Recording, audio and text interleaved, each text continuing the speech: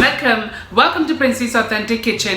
இன்னைக்கு என் ஃப்ரெண்ட்ஸுக்காக வந்து ரால் தம் பிரியாணியோட வந்திருக்கேன். இந்த ரால் தம் பிரியாணி எப்படி செய்யறேன்னு சொல்லி உங்களுக்கு ஸ்டெப் பை ஸ்டெப் காட்டித்தாரேன்.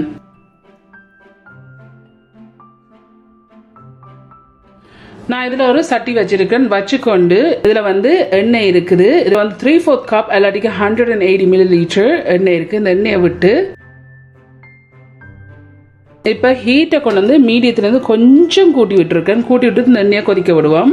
ஸோ இந்த எண்ணெய் வந்து கொதிச்சிட்டுது. நான் இதில் வந்து வெங்காயம் எடுத்து இப்படி நீட்டாக வெட்டியிருக்கேன். இதில் 2 மீடியம் வெங்காயம் எல்லாட்டிக்கு 145 கிராம் வருது. இப்போ இதில் போட்டு நல்லா கோல்டன் ப்ரௌனாக பொரிச்செடுக்கணும்.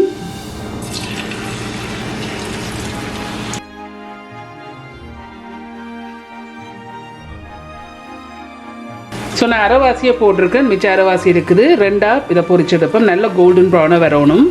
ஸோ கோல்டன் ப்ரௌனாக இது பொரிஞ்சோண்டு வருது. நான் ஒரு 6 நிமிஷமாக இதை பொரிச்சோண்டிருக்கிறேன். இன்னும் கொஞ்சம் வந்து டார்க்காக பொரியணும், கிறிஸ்பியாக. ஒரு 7 நிமிஷமாக பொரிச்சிருக்கிறேன். இந்த இப்படி நல்லா கோல்டன் ப்ரௌனாக பொரிஞ்சிருக்கு. இப்போ இதை இறக்கி எடுப்போம்.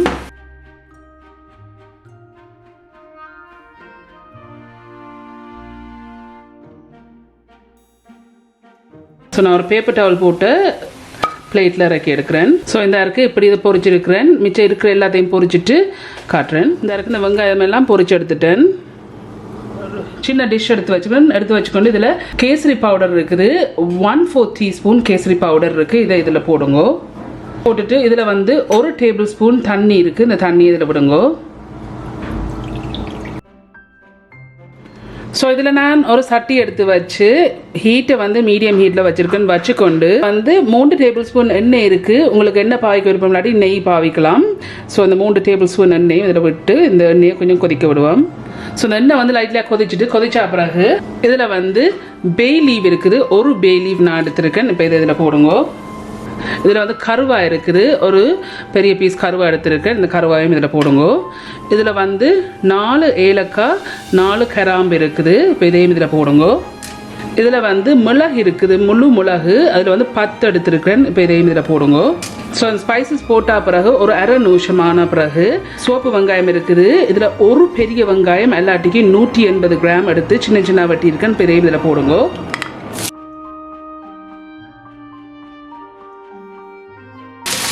மிக்ஸ் பண்ணி போட்டு லைட்லி கோல்டன் ப்ரௌன் வரையும் பொரிய விடுவோம்.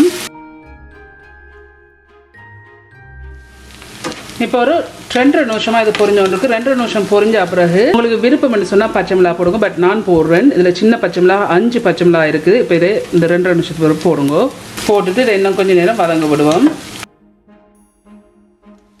4 நிமிஷம் டோட்டலியாக பொரிய விட்டுருக்கேன். இந்த 4 நிமிஷம் இப்படி பொரிஞ்ச பிறகு இதில் வந்து இஞ்சி பேஸ்ட் இருக்குது. 1/2 டீஸ்பூன் இஞ்சி பேஸ்ட். இதில் போடுங்க. Ginger paste. இதில் வந்து கார்லிக் பேஸ்ட் இருக்குது. 1/2 டீஸ்பூன். இதையும் இதில் போடுங்க. மிக்ஸ் பண்ணி போட்டு இந்த இஞ்சி உள்ளிட இந்த பச்சை வாசனை போக வரையும் இதை வதங்க விடுங்க. கார்லிக் ஜிஞ்சர் பேஸ்ட் போட்டு ஒரு 2 நிமிஷம் இதை நான் வதக்கி இருக்கிறேன். 2 நிமிஷம் வதக்கின பிறகு கொரியாண்டர் பவுடர் இருக்குது, மல்லி பவுடர். 1/2 டீஸ்பூன் மல்லி பவுடர் இருக்குது. இதையும் இதில் போடுங்க. இதில் வந்து கரம் மசாலா இருக்குது. 1/2 டீஸ்பூன் கரம் மசாலா. இதையும் இதில் போடுங்க. இதில் வந்து மிளகு பவுடர் இருக்குது. 1/2 டீஸ்பூன். இதையும் இதில் போடுங்க. இதில் வந்து ரெட் சில்லி பவுடர் இருக்குது. 1/2 டீஸ்பூன் நான் போடுறேன். நீங்கள் பார்த்து போடுங்க. இதில் வந்து மஞ்சள் பவுடர் இருக்குது. 1/4 டீஸ்பூன் மஞ்சள். இதையும் இதில் போடுங்க. ஸோ இப்போ இதை மிக்ஸ் பண்ணி போட்டு ஒரு நிமிஷம் வதங்க விடுவோம்.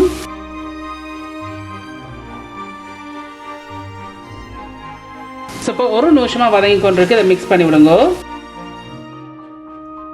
ஸோ இதை மிக்ஸ் பண்ணி போட்டு இதில் வந்து மின்ட் லீஃப் இருக்குது. 10 கிராம் மின்ட் லீஃப் இருக்குது. இதையும் இதில் போடுங்க. இதில் வந்து கொரியாண்டர் லீஃப் இருக்குது. கொத்தமல்லியில் இதுலேயும் 10 கிராம் இருக்குது. இதையும் இதில் போடுங்க.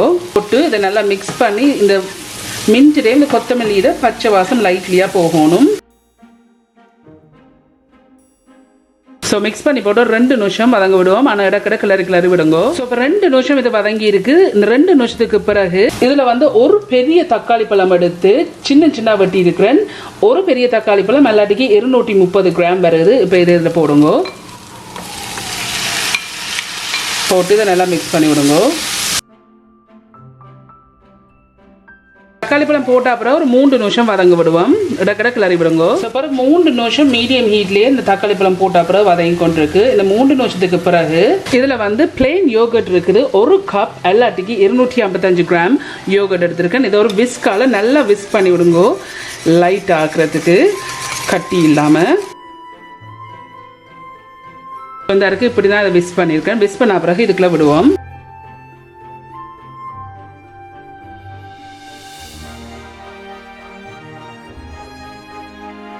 இந்த யோகர்ட் விட்ட பிறகு நான் ஹீட்டை கொண்டு வந்து மீடியத்துக்கும் லோக்கும் இடையில விட்டுருக்கேன். வச்சுட்டு இதை நல்லா மிக்ஸ் பண்ணி விடுங்க.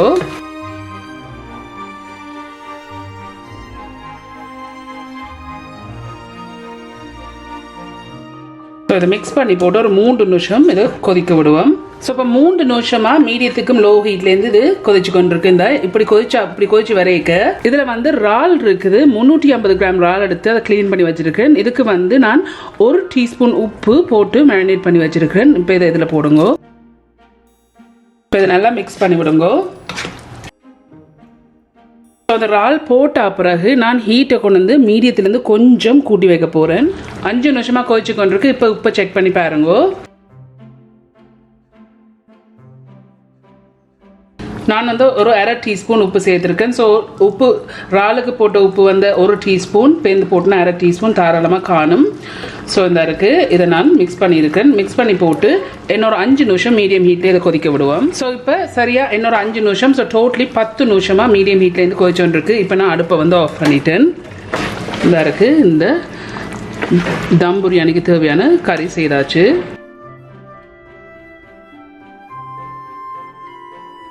இதை நான் இப்போ பிரம்பதுக்கு வைக்க போகிறேன். ஸோ இந்த அரிசியை வந்து நான் அவிக்கிறதுக்கு இதில் வந்து 6 கப் இல்லாட்டிக்கு 1.5 லிட்டர் தண்ணி எடுத்து வச்சிருக்கிறேன். வச்சுட்டு ஹீட்டை கொண்டு வந்து இது ஹை ஹீட்டில் வச்சிருக்கிறேன். இதில் வந்து ஒரு பே லீஃப் இருக்குது. இந்த பே லீஃபை இதில் போடுங்க. இதில் வந்து பிளாக் கார்டமம் இருக்குது. இது வந்து நீங்கள் இந்தியன் கடையில் வேண்டலாம். 3 பிளாக் கார்டமம் இருக்குது. இதையும் இதில் போடுங்க. இதில் வந்து ஒரு பீஸ் கருவாய் இருக்குது. இதையும் இதில் போடுங்க. இதில் வந்து ஜாதிப்பூ இருக்குது. நான் ஒரு அளவான பீஸ், ஒரு 5-6 பீஸ் எடுத்துருக்கிறேன் ஜாதிப்பூ. இதையும் இதில் போடுங்க. இதில் வந்து 1.5 டேபிள் ஸ்பூன் பட்டர் நான் யூஸ் பண்ணுறேன். உங்களுக்கு வேணுமெண்டா நெய் யூஸ் பண்ணலாம். 1.5 டேபிள் ஸ்பூன் பட்டர் யூஸ் பண்ணுறேன். இதையும் இதில் போடுங்க. சால்டட் பட்டர் யூஸ் பண்ணுற பட்டர் வந்து சால்ட்டட்ன்றபடியாக நான் உப்பு கொஞ்சம் குறைவாக தான் போடுறேன். இதில் வந்து 1 டீஸ்பூன் உப்பு இருக்குது. இந்த உப்பையும் இதில் போடுங்க. இதில் வந்து தேசிக்காய் புளி இருக்குது, லைம் ஜூஸ் இருக்குது, 1 டேபிள் ஸ்பூன் லைம் ஜூஸ் இருக்குது. இந்த லைம் ஜூஸையும் இதில் விடுங்க. ஸோ இதை விட்டுட்டு இதை நல்லா கொதிக்க விடுவோம். ஸோ இப்படி நல்லா தண்ணி கொதிச்சு பறக்க வந்து பாஸ்மதி அரிசி இருக்குது. நான் இந்த பாஸ்மதி அரிசி எடுத்து கழுவி போட்டு நான் அதை வந்து தண்ணியில் 1/2 மணித்தியாலம் ஊற வச்சு, நான் நீங்கள் வந்து கழுவாமல் ஊற வச்சுட்டு பேந்து கழுவுனீங்கன்னு சொன்னால் இந்த ரைஸ் வந்து இந்த அரிசி வந்து உடையும். ஸோ அதால் வந்து முதலே கழுவி போட்டு ஊற வச்சுட்டு வடிய வைங்கோ. இதில் வந்து 2 கப் இல்லாட்டிக்கு 415 கிராம் இருக்குது. இப்போ இந்த கொதிக்கிற தண்ணியில் போட்டு 60% இதை நீங்கள் அவிச்சிங்கன்னா காணும். 60% மேலே அவிக்க வேணாம். ரெண்டாவது டம் பிரியாணின்றபடியாக ஸ்டீம் பண்ணி எண்ணெய் அவிய விடணும். ஸோ அதால் இதை 60% நீங்கள் அவிய விடுங்க. சரியாக 5 நிமிஷம் நான் அவிய விட்டுனான். நான் அடுப்பை இப்போ ஆஃப் பண்ணிட்டேன். ஆஃப் பண்ணிவிட்டு இந்த நீங்கள் யூஸ் பண்ணுற ரைஸையும் பொறுத்து இருக்குது. இந்த இது ஒரு 60% தான் அவிஞ்சிருக்குது. ஸோ நான் இப்போ இதை நான் வடிச்சு எடுக்க போகிறேன்.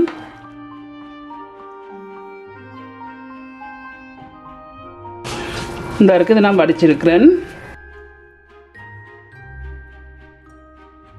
இந்த ரைஸை வந்து 60% 60% மட்டும் இதை நான் அவிச்சு எடுத்திருக்கிறேன்.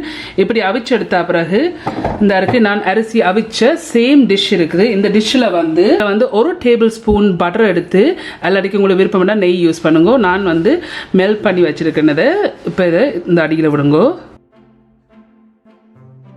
நாங்கள் 60% அவிச்சு வச்சுக்கிற ரைஸை வந்து கொஞ்சம் போடுவோம் அடியில்.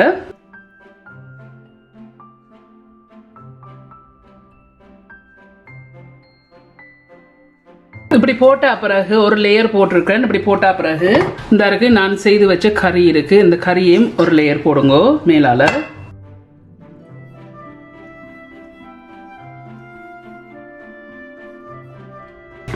இந்த கறியை வந்து ஒரு லேயர் போட்டிருக்கேன். போட்ட அப்புறம் இந்த பொரிச்சு வச்ச வெங்காயம் இருக்குல்ல, இதையும் கொஞ்சம் போடுங்க மேலால.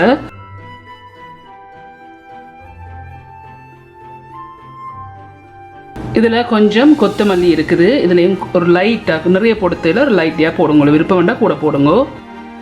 இதில் வந்து மின்ட் இருக்குது, மின்ட் லீஃப், இதையும் இதில் கொஞ்சம் போடுங்க. பிறகு இதில் எண்ணெய் ரைஸ் போடுங்க மேலால.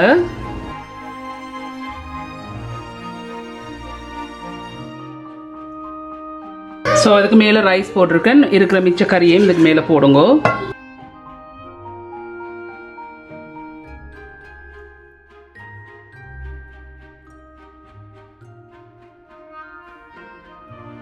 இப்போ இருக்கிற மிச்சம் இருக்கிற ரைஸையும் மேலால போடுங்க.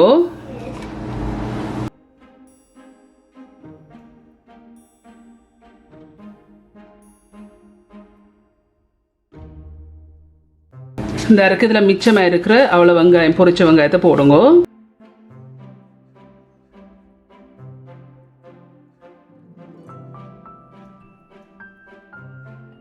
கொரியாண்டர் லீஃப் இருக்கு, இதையும் இதில் போடுங்க.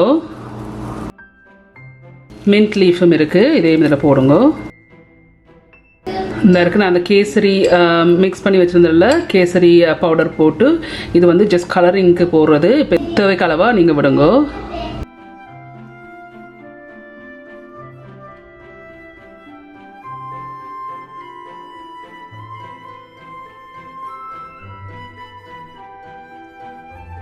ஸோ நான் எடுத்த ஒரு டேபிள் ஸ்பூனையும் விட்டுருக்கிறேன். டம் பிரியாணி வந்து ட்ரெடிஷ்னலியாக வந்து மா குழச்சி, ஆட்டாமா இல்லாட்டி வெள்ளை பச்சை மாவில் குழச்சிட்டு இதை வந்து சீல் பண்ணுறது. பட் நான் இன்றைக்கி என் மகள் கொஞ்சம் குழப்படியாக இருக்க, அப்படி எனக்கு டைம் இல்லை. ஸோ அதால் வந்து நான் அலுமினியம் ஃபோயிலால் வந்து இதை நான் கவர் பண்ண போகிறேன், சீல் பண்ண போகிறேன். அலுமினியம் ஃபோயிலால் இதை நல்லா சீல் பண்ணி விடுங்க. நல்லா சீல் பண்ணுங்க. ஏன்னா நாங்கள் அந்த ஸ்டீமில் தான் இதை நீ ஃபர்தராக வந்து 40% அவியணும். ஸோ நான் டபுள் அலுமினியம் ஃபாயில் போடுறேன்.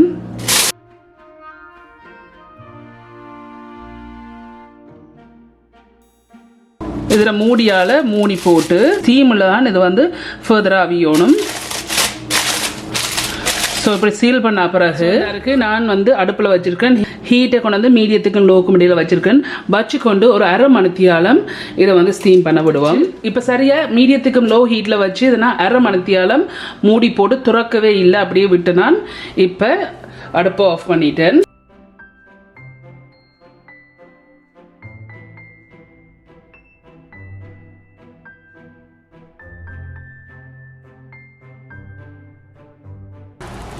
பர்ஃபெக்டாக வந்திருக்குது.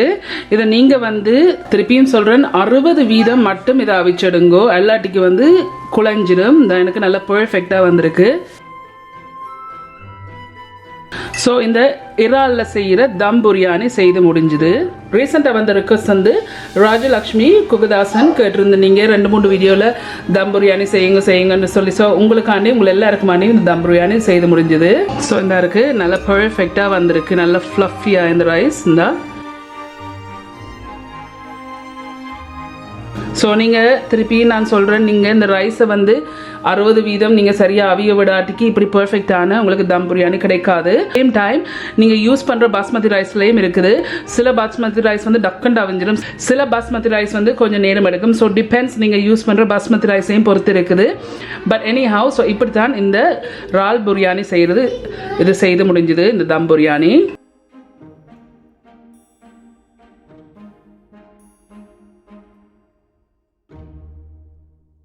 மின்ட் சாலட் அல்லாடி கியூக்கம்பர் சாலட், அதோட சைட் டிஷ் அல்லாடி வெங்காய சாலட் போட்டு சாப்பிட்டீங்கன்னா நல்ல டேஸ்ட்டாக இருக்கும். இந்த இறாலில் செய்கிற தம் பிரியாணி செய்து முடிஞ்சுது. ஸோ உங்களுக்கு விருப்பம் என்று சொன்னால் இதுக்கு மேலே வந்து லைம் ஜூஸ் வந்து புளிஞ்சு விட்டுட்டு சாப்பிடலாம், நல்லா டேஸ்ட்டாக இருக்கும். ஸோ இந்த இருக்குது ராஜலக்ஷ்மி அண்ட் உங்களை எல்லாருக்காண்டி இந்த தம் பிரியாணி ரெசிபி. ஓகே ஃப்ரெண்ட்ஸ், சூப்பராக வந்து நீங்கள் எல்லாரும் கண்டிப்பாக ட்ரை பண்ணி பார்த்து எப்படி இருக்குன்னு சொல்லி ஒரு காமெண்ட்ஸில் கீழே விடுங்க. உங்களுக்கு இந்த வீடியோ பிடிச்சிருந்ததுன்னா மறக்காம தம்ஸ் பண்ணுங்க. இந்த வீடியோ உங்கள் ஃப்ரெண்ட்ஸ் அண்ட் ஃபேமிலியோட ஷேர் பண்ணுங்க. உங்களுக்கு வந்து இந்த சேனல் வந்து இன்ட்ரெஸ்டிங்காக பிடிச்சிருந்துன்னு சொன்னால் சப்ஸ்கிரைப் பட்டன் அமைத்தி அதுக்கு பக்கத்துக்கு பெல் ஐக்கான் அமைத்தினா தான் நான் அப்லோட் பண்ணுற வீடியோஸ் எல்லாம் உங்களுக்கு நோட்டிஃபிகேஷன்ஸ் வரும். மீண்டும் என்னோட இன்ட்ரெஸ்ட் கண்டிஷனில் சந்திக்கும் வரையும் நன்றி, வணக்கம்.